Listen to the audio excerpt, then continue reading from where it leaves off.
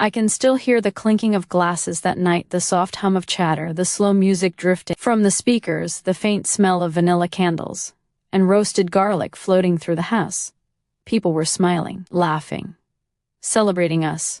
But I wasn't smiling, because in the center of that warm, glowing room, something inside me was quietly breaking. It was supposed to be a happy evening. Our 5th wedding anniversary. A small, intimate gathering, just close friends, a few neighbors, Daniel's co-workers, and of course his mother, Agnes. Agnes never missed a chance to make an entrance. She walked in late, wrapped in her signature, cream-colored shawl, hair pinned so tightly you could almost hear it strain. She kissed Daniel on the cheek, placed both hands on his face like he was still 12 years old, and whispered something that made him laugh. Then she looked at me, her smile tight, rehearsed. "Where should I put my coat, dear?" she asked. "In the bedroom," I replied. "I'll take it." "Oh no, no," she said, waving her hand delicately. "You're already busy enough." She turned to the nearest guest. "She likes playing hostess. Always keeps things tidy." There it was, the first poke of the evening, the first needle, but I swallowed it, smiled, guided her in. Because it was our night, or at least it was supposed to be. I moved around the room, checking the food, adjusting the lights, handing out plates. I loved hosting. I always had. But somewhere along the line, what I enjoyed turned into what I was expected to do. Still, for the sake of peace, I played along. And then came the moment. The one that changed everything. My friend Lena had just complimented the decor, soft golds, dim lamps, floral centerpieces I spent the whole afternoon arranging. She hugged me and whispered, "You really outdid yourself." Before I could thank her, Agnes's voice cut across the room. "Well, of course she outdid herself. She's practically the maid of this household." The room went quiet, not silent, but that strange hush where laughter thins and people pretend not to have heard. I froze. Every eye flicked toward me for just a second. A few polite laughs. A few uncomfortable smiles. My cheeks burned. But what hurt wasn't her voice. Sharp, proud, dismissive. What hurt was my husband's. Daniel turned to his mother and he laughed. Not a long laugh. Not a cruel one. Just a soft, breathy chuckle. And I shouldn't laugh, but I will kind of laugh.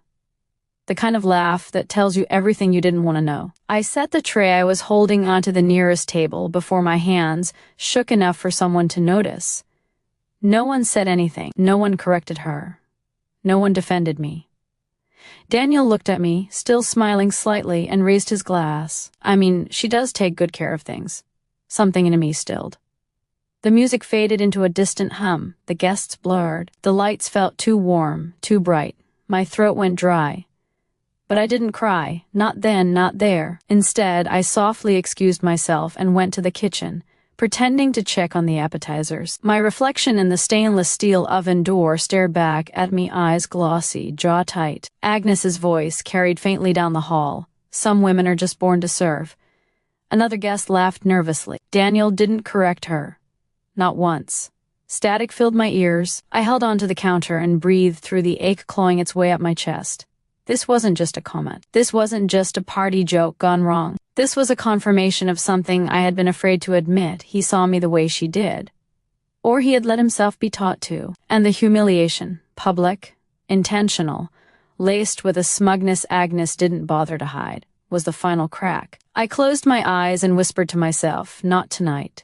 Don't break tonight." I straightened my dress, wiped the corner of my eye, and stepped back out into the party with the softest smile I could manage. People went back to their conversation. Daniel wandered toward the bar. Agnes positioned herself near the fireplace, talking loudly about her high standards for a proper home.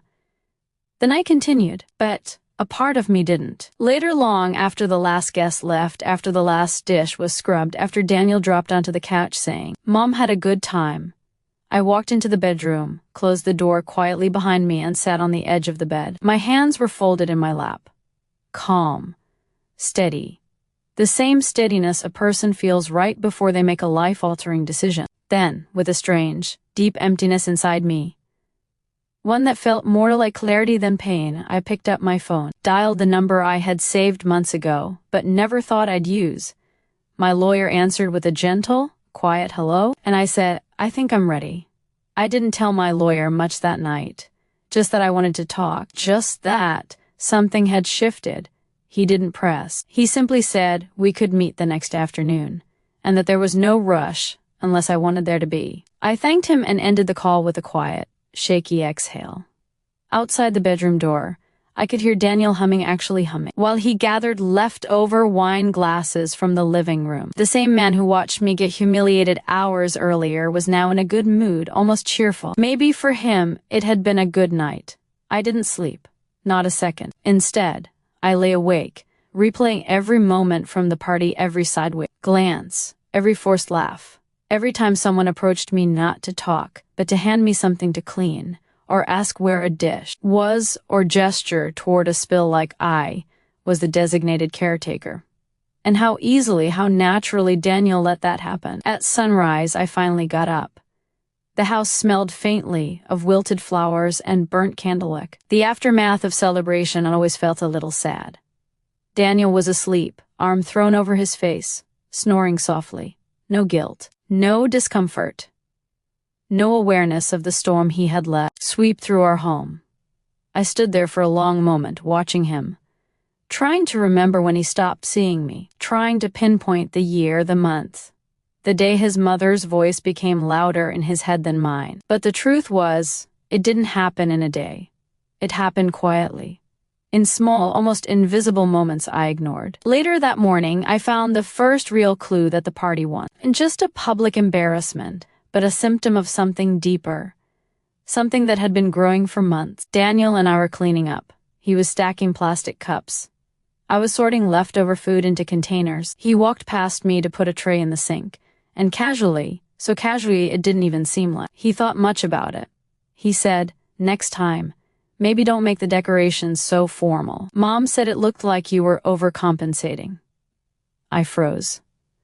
My hands tightened around the Tupperware lid. Overcompensating. For what? For trying to make our anniversary beautiful. For hosting our guests. For putting love into something he contributed nothing to. I turned to him, keeping my voice steady. "Daniel, do you think what your mother said last night was okay?" He didn't look up from the sink. "Which part?" "She called me the maid. In front of everyone." He shrugged. "She was joking," he said. "You take things too seriously." A coldness spread through my chest.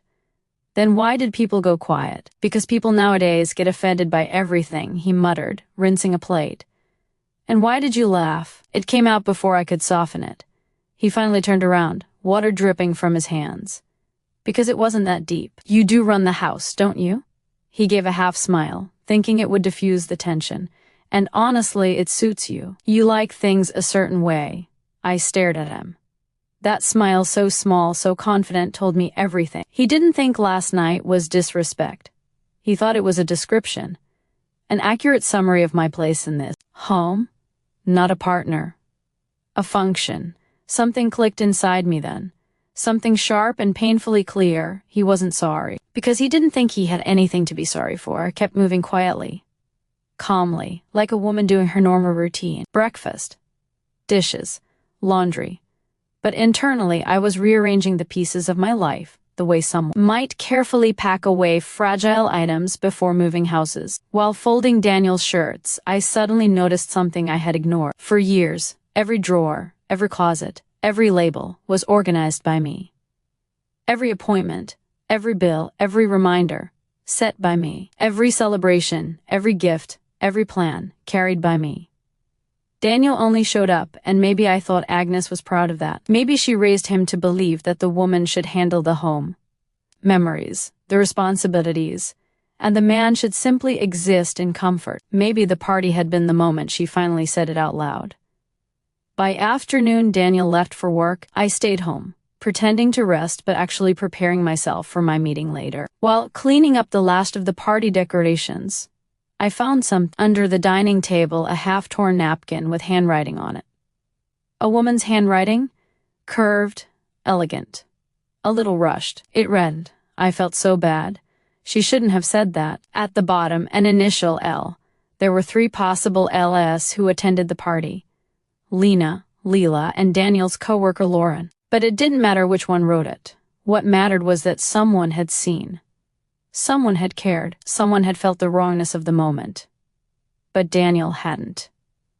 I sat down slowly, napkin trembling between my fingers. People always talk about betrayal like it's big, cheating, lying, hiding money. But most betrayals are small, silent. They happen in rooms full of people. And the person who hurts you doesn't even realize they did. Or worse, they do realize, and don't think it's a big deal. Before leaving the house for my meeting, texted Daniel, "We need to talk tonight." He responded instantly. "About what?" I typed last night, then deleted it. Typed, "Your mom," deleted it again. Finally I sent, "We'll talk when you get home." His reply came after a minute, "Okay, can you pick up cat food?" Where at? I stared at the screen. Not at the message, but at the absence of concern. No. Is everything okay? No. Did I do something wrong? Not even, "Sure, I'll get it." Just an errand. Just an expectation. As though my emotional unraveling was less important than the cat's dinner. I set the phone down, straightened my spine, and walked out the door with a kind of quiet resolve I didn't know I had.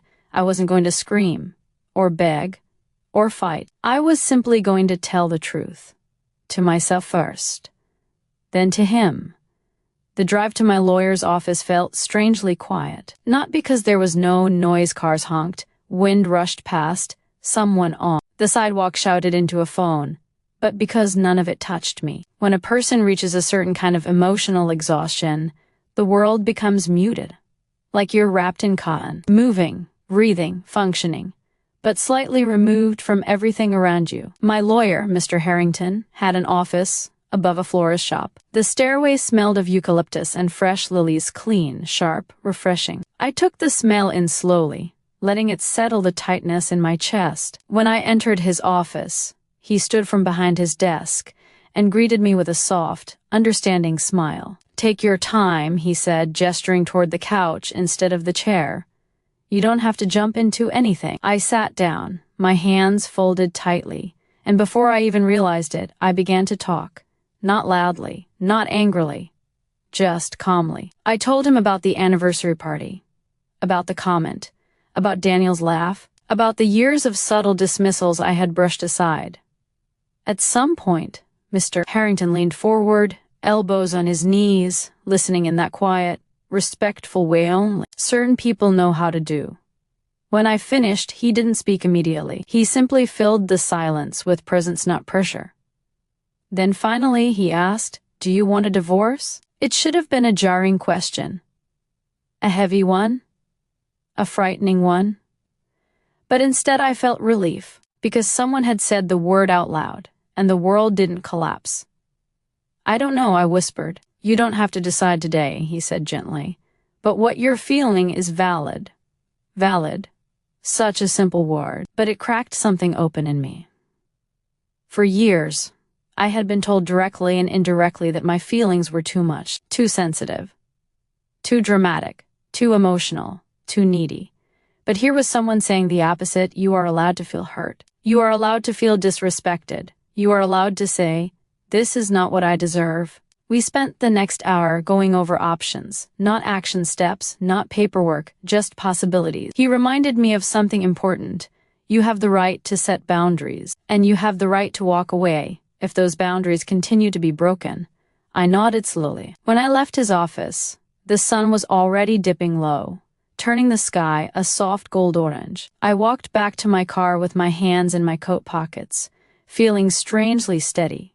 Not happy, but steady, like a woman who had finally stepped onto firm ground after years of sinking sand. Daniel came home earlier than usual that evening. I heard him before I saw him, the jingle of his keys, the thud of his shoes, the sigh he always let out after walking through the door. "Hey," he called out. "Did you get the cat food?" He didn't come to look for me. Just shouted the question from across the house. I stood in the hallway, watching him rummage through the kitchen bags, completely oblivious to the emotional war happening inside me. "Yes," I said quietly. He looked over his shoulder. "Oh, good, thanks." No smile, no affection, no curiosity. Just expectation. "Daniel," I said softly, "we need to talk."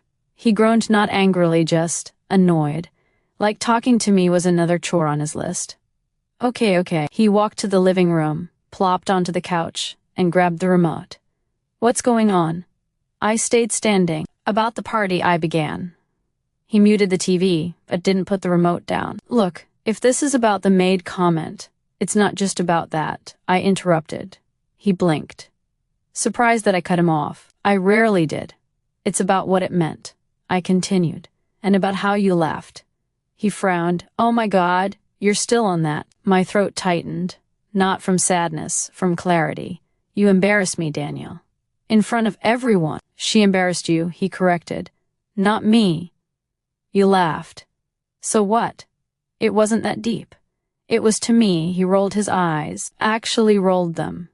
"Honestly, I think you're just stressed," he said. "You've been tense lately. Maybe take a day off, go to a spa or something." A spa. As if a massage could fix the rot in our marriage, as if pampering could distract me from feeling unseen. As if I was simply being emotional again. I breathed slowly, choosing my words with care. "Daniel, do you see me as your partner?" He stared at me, confused. "Of course I do." "Or do you see me as someone who keeps the house running? Why are you making it sound like a bad thing?" He defended. "You're good at it. You always have been." I closed my eyes for a moment. There it was, the truth, clear, undeniable, sharp. He didn't respect me. He appreciated my labor, my service, my function. Not me, not my mind, not my dreams, not my dignity, just the work I did for him. I opened my eyes. "Daniel," I said softly, "I talked to a lawyer today." The remote fell from his hand. He stared at me like I'd spoken in another language. "What?" I repeated it calmly. "I talked to a lawyer." "For what?" "For me," I whispered. His face drained of color, then anger rose, slow, boiling, confused anger. "You're overreacting," he snapped. "You think you can just threaten me with divorce because Mom made a joke?" "She didn't make a joke," I said quietly. "She made a statement. And you agreed with it." "I didn't agree with anything." I laughed because you've started to see me the way she does. Silence, a heavy, thick silence that filled every corner of the room. And then Daniel said the sentence that sealed everything in my heart. A sentence I will never forget. He said, "Well, maybe she's not entirely wrong." My breath stopped. Completely. Every nerve in my body went still. The room seemed to shrink. The air turned thin. He realized too late what he had said. The regret flashed in his eyes, but regret spoken too late is not regret. It's confirmation. I didn't shout, didn't slam anything, didn't cry. I simply whispered, "Thank you." "For what?" he asked, stunned. "For finally telling the truth. When a truth finally lands, a truth you've been avoiding, excusing, or softening for years, it doesn't explode. It settles quietly, like dust after a long storm." Daniel stood up from the couch, pacing, running a hand through his hair like he was the one suddenly overwhelmed. "I didn't mean it like that," he said quickly. "You're twisting my words." I stayed still. I had been twisted for years, bent into shapes that made other people comfortable. "But not today. Sit down," I said softly. He blinked, surprised. The tone calm, firm, not pleading, confused him. He sat, but on the edge of the couch like he was ready to jump back up. I sat across from him, hands folded in my lap. "I'm not twisting anything," I said. "You said she wasn't entirely wrong. And Daniel, that means you believe some part of what she said." He shook his head quickly. "No, that's not."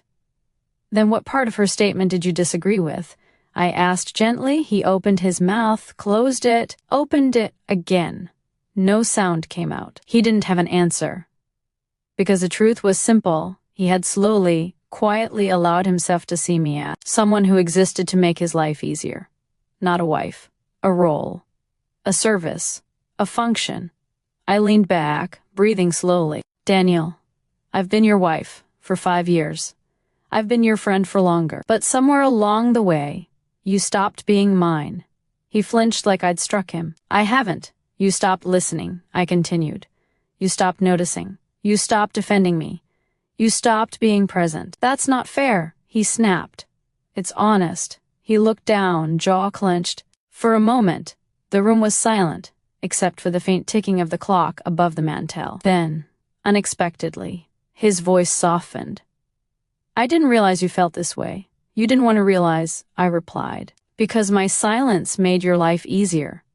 His eyes flicked up at me, hurt, but also something else. Denial fighting reality. You're making this bigger than it is, he insisted. It was just a comment. It was the last comment, I said, not the first. He went still. Finally, he understood that this wasn't about the party. It was the culmination of 1,000 small cuts. The party was simply the first time he saw me bleed. The next morning, I woke early. The house was quiet.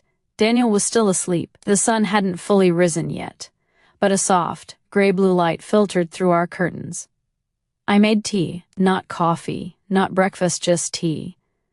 A simple jasmine blend I used to drink when I was younger, before I got married, before I learned to wake up and ask what someone else needed before I asked myself. I held the mug in both hands and stood by the window. For the first time in a long time, I asked myself a simple question. If this was my daughter's life, what would I tell her to do? The answer came immediately, and it was clear. When Daniel finally came into the kitchen, he looked exhausted. Hair unkempt, eyes rimmed red. Like he hadn't slept at all. He sat down, staring at me. We can fix this, he said quietly. I nodded. Maybe. He blinked, hope flickering in his eyes. But not alone, I added. And not without change.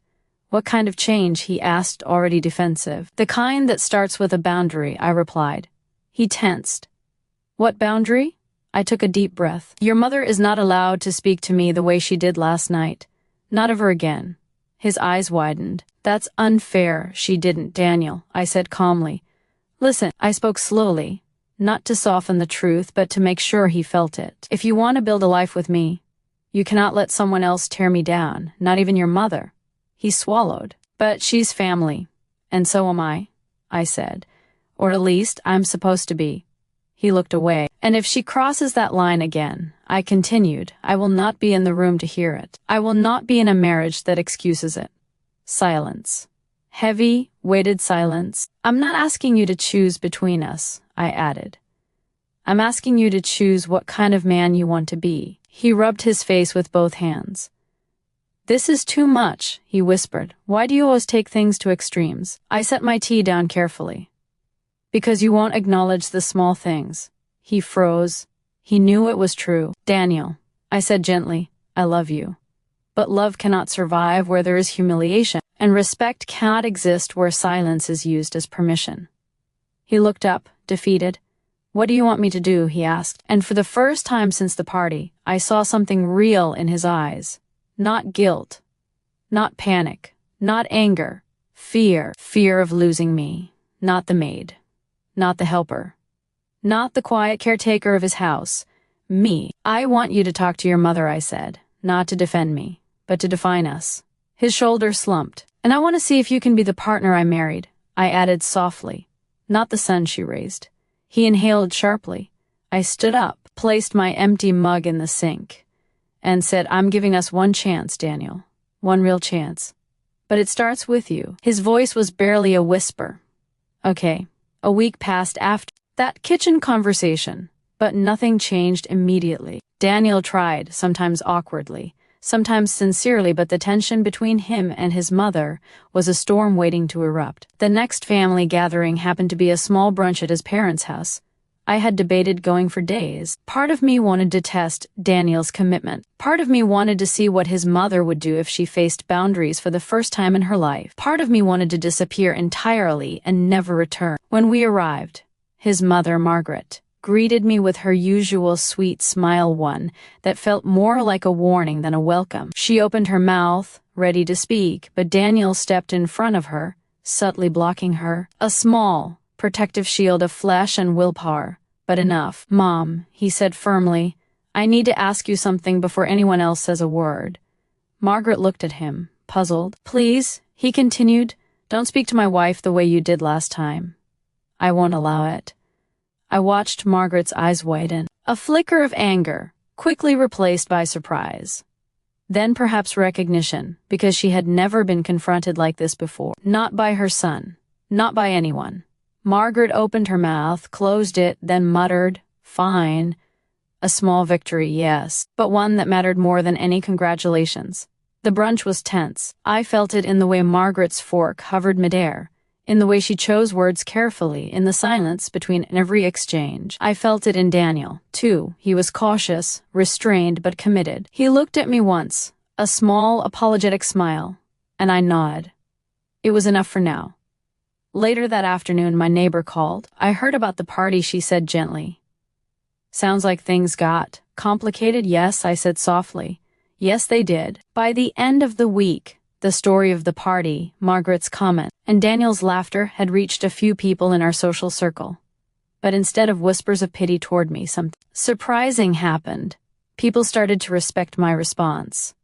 Women I had known for years reached out not to gossip, but to share stories of their own small humiliations and hidden resentments. Men I had never expected to hear from sent messages of support, commending me for standing up calmly, firmly, and wisely. Margaret herself, after several days of silent tension, approached me one morning while I watered my garden. Listen, she said, voice low. I didn't realize how I came across. I'm sorry. It wasn't perfect. It wasn't warm, but it was acknowledgement. A first step. An acknowledgement has a weight all its own. Daniel watched quietly from the doorway, silent but attentive. He didn't interject. He didn't try to excuse or smooth over her words. He just let it happen. And I saw the change in him, subtle but undeniable: respect. Not fear, not guilt, not obligation. The public consequence wasn't dramatic or sensational. There were no scandals, no explosive confrontations. But it was real. And that's what mattered. Margaret adjusted her behavior in front of everyone, sometimes clumsily, sometimes deliberately, but always with awareness. And Daniel, over the following weeks, began to engage with me in ways I hadn't seen in years, asking for my opinion before making decisions, genuinely listening, and sometimes just sitting beside me silently, acknowledging my presence. The ripple effect reached further than I expected. People began treating me differently, yes, but more importantly, I began to treat myself differently. For the first time in a long time, I understood that boundaries are not walls, they are the foundation of respect. And respect, once established, changes everything. Daniel and I still had work to do. Old habits don't vanish overnight. There were awkward conversations, moments of frustration, moments where he stumbled, testing boundaries he didn't understand at first. But with each small victory, our connection strengthened. I saw a man I had married, the thoughtful, kind, attentive man returning from beneath the weight of habit, expectation, and maternal influence. And I, in turn, learned the quiet power of clarity.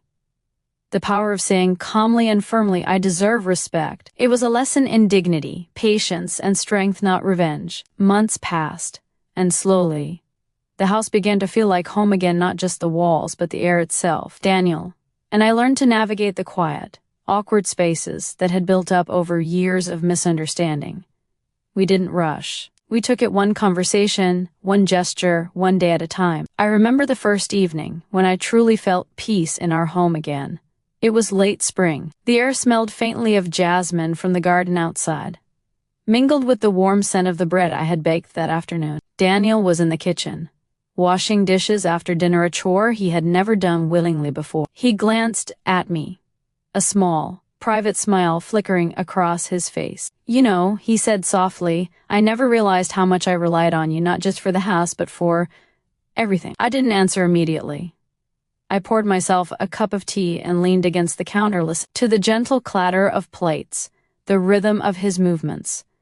It's not your job to carry my life, I said finally. It's not my job to carry your mother's expectations either. He nodded. You're right. I see that now. I guess I didn't want to believe I was part of the problem. Awareness is the first step, I said gently, and it's enough for now. There was silence again, but this time it was comforting, not tense. For the first time in years, I felt seen, not as someone who did things, someone who existed only for others' comfort, but as a human being, worthy of respect, love, and space. Over the next few months, Daniel and I worked on rebuilding our relationship. We had long conversations about boundaries, expectations, and communication. We discussed his mother openly, honestly, without fear or anger. Margaret, for her part, adapted sometimes clumsily, sometimes with resistance, but she began to treat me with cautious respect. There were still tense moments, yes, but they were no longer moments of humiliation. They were moments of growth, and I learned to protect my peace, quietly and firmly, without anger or resentment. I realized that standing up for myself didn't mean being cruel. It meant being clear, being steady, being uncompromising in what I deserved. Daniel and I began sharing small joys again. Lazy Sunday mornings, warm tea in hand. Evenings spent laughing quietly over old TV shows. Moments that seemed ordinary but felt extraordinary after years of tension. The transformation wasn't just in our marriage, it was in me. I realized that I had spent too much of my life shrinking myself to fit others' expectations. Too much of my energy had gone into smoothing discomfort rather than creating connection. The lawyer I had called that night after the party wasn't just a legal precaution. It was a symbol of decision that I would no longer tolerate disrespect. I hadn't picked up the phone out of anger, revenge, or spite. I had picked it up for myself, to reclaim the dignity that had been quietly eroded. And that decision carried forward. In every conversation, in every interaction, I had found my voice again. Not loud or harsh, just steady, honest, undeniable. The lesson I learned is simple, but profound. Boundaries are not walls, they're not punishments. They are the foundation for respect, love, and real connection. When someone humiliates you, or when those closest to you allow humiliation to stand, you have a choice. You can shrink, you can retreat, or you can stand. Standing doesn't require anger. It requires clarity, it requires courage, and it requires self-respect. I chose to stand, and in doing so, I didn't just reclaim my dignity, I helped my husband reclaim his too. We are still a work in progress. We always will be. But now, progress feels intentional, honest, and gentle. And that is more than I could have hoped for after that fateful party. Sometimes, life teaches us lessons in the quietest, harshest ways. For me, it came wrapped in laughter I wasn't meant to hear, in words that cut deeper than anyone intended, and in a home that felt less like sanctuary and more like a stage for judgment. I could have stayed silent. I could have excused the behavior. I could have pretended it didn't matter, but I didn't. I chose to call my lawyer, not out of anger or revenge, but as a declaration. I will not allow anyone to diminish my worth. And in that choice, everything shifted. My husband began to see me as a partner again, not just someone who made life easier. His mother learned eventually that words have weight and respect is earned, not assumed. And I, finally, remembered my own value, my own voice, and my own boundaries. Respect is quiet but powerful. Boundaries are not walls. They are the foundation for connection, trust, and love. And sometimes the most profound change begins with a single, calm decision to stand up for yourself. So I ask you, quietly and honestly, have you allowed anyone to speak to you or about you in ways that diminish your worth? What would happen if, today, you decided to stand clearly and calmly for yourself? It isn't easy, it isn't immediate, but it is always worth it. If this story resonated with you, if it made you reflect on your own life or relationships, share your thoughts below. Sometimes, the quiet courage of one person can inspire countless others. And remember, your dignity is always yours to protect.